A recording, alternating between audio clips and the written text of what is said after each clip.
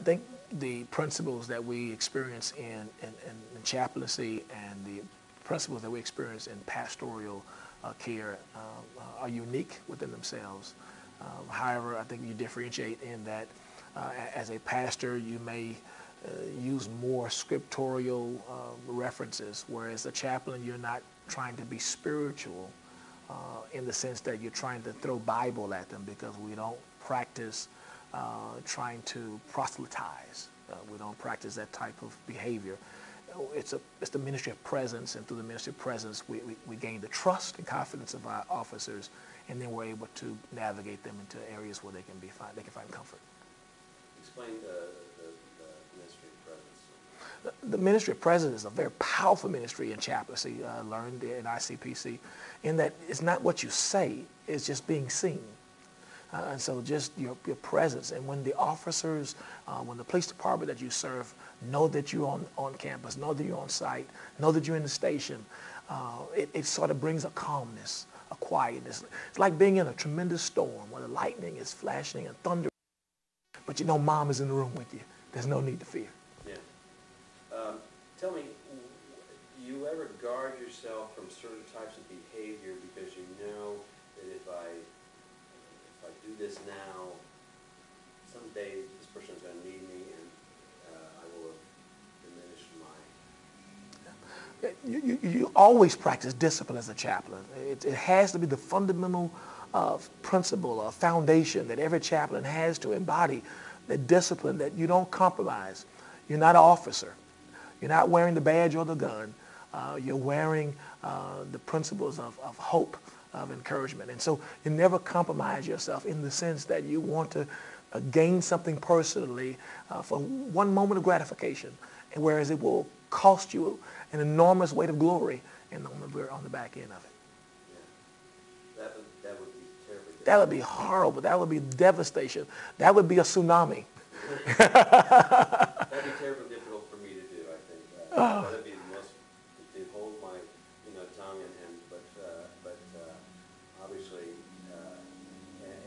is it difficult for you to do, to always be at that level,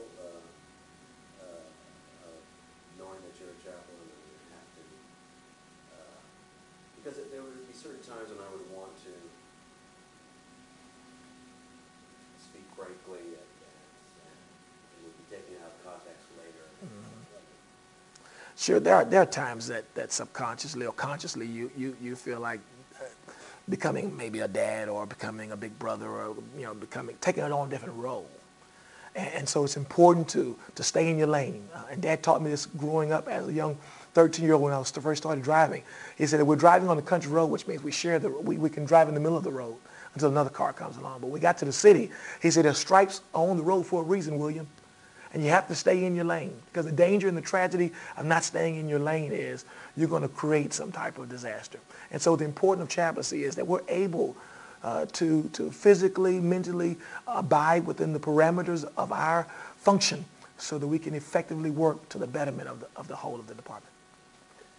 How do you overcome, I would always feel when I'm counseling somebody under great stress that I'm saying something that's pat or something that's lame, and obviously you have come to some sort of philosophy about that, and the worst thing you could do for me would be to say something that I would consider lame at that point. Mm-hmm. And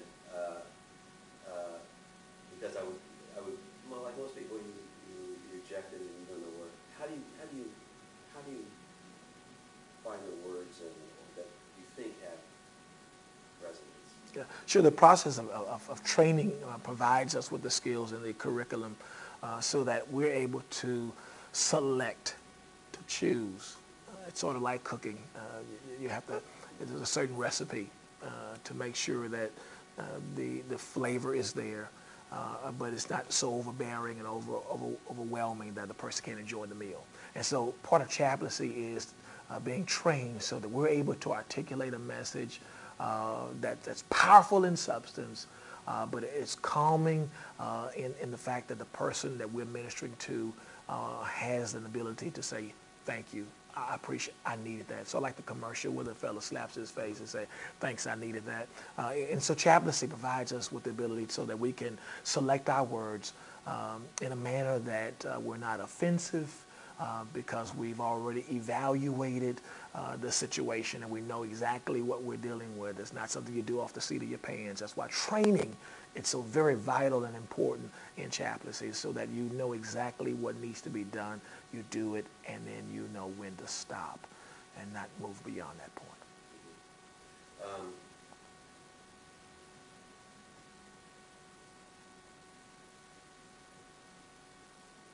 Advice, I guess, to a young chaplain who's just beginning, and a mistake maybe that you made, that you can remember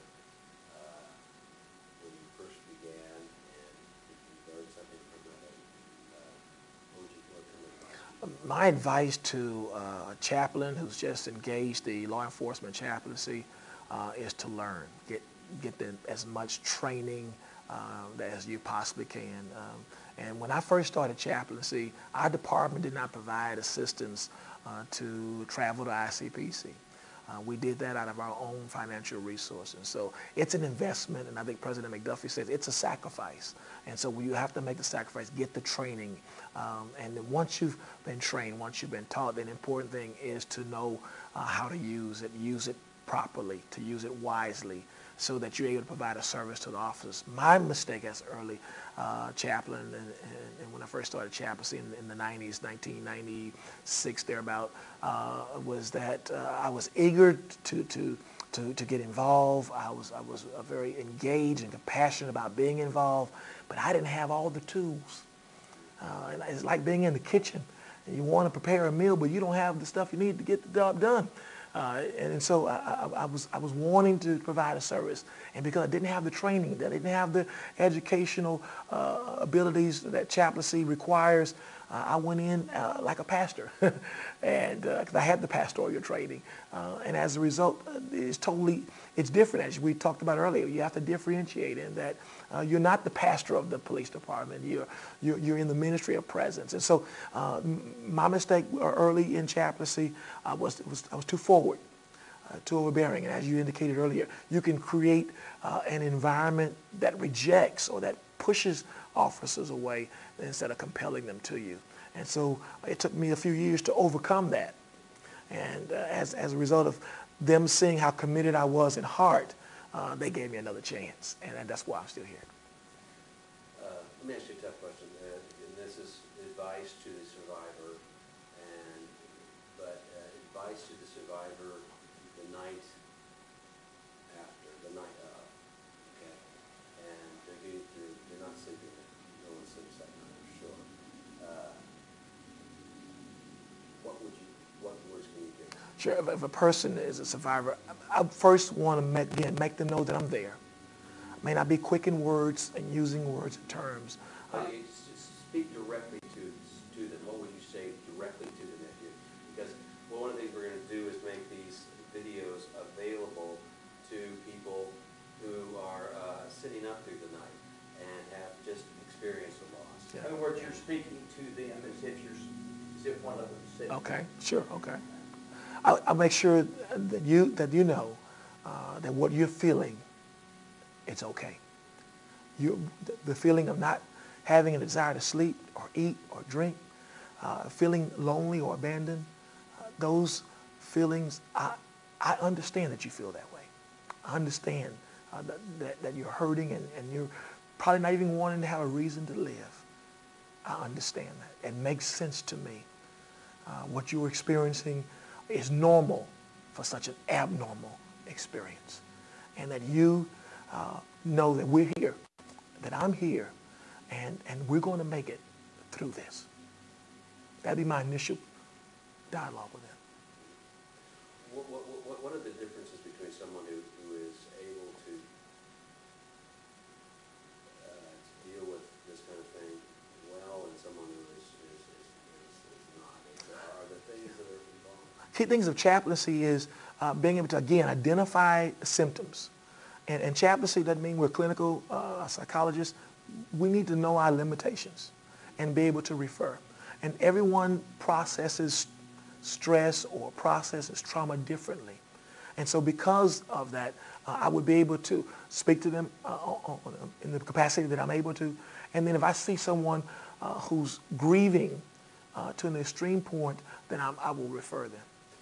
How do you identify someone who is a kind of a little bit of a time bomb? You can see that they are not now, but maybe in a year. This is going to. Is there any way to tell in that crisis time that this person is going to have a problem with this a long time from now, a year, 2 years? Is there a way to tell? Yes, there are symptoms. And the symptoms that we can detect is through the debriefing after the shooting. Once we get back to the station, there's a debriefing. You can normally expose certain behaviors or thought processes based upon the debriefing information that they will release to you. If at that point you create sessions with them that you're going to communicate or talk to them, and from that particular point, you again discern or you evaluate what they're saying, what they're telling you, what their information they're providing to you. And if you see that this person is going to do harm to themselves, this person has the behavior, the symptom that's going to do harm to someone else, then you immediately refer them so that they can get the help that they need. Is there? I would think it would be best to talk to someone in an unscheduled encounter. Is that? I mean, if you have someone pull them into your office, they sit down, you're across. I would think that'd be a very difficult way to do it. Do you? Crisis intervention is important, that if you're out on patrol with the officer, you're doing a ride along, or you're at the station, you're standing in the hallway, you just walk up and you gentle, low-key conversation, and you happen to see some symptoms, then you can ask that officer. Most of what I do is I ask, let's take a walk outside. Never, ever do I ask them to come to my office, because I don't want other officers to perceive, and I don't want them to be alienated to feel as though, okay, the chap has pulled me in the office, something serious is going on.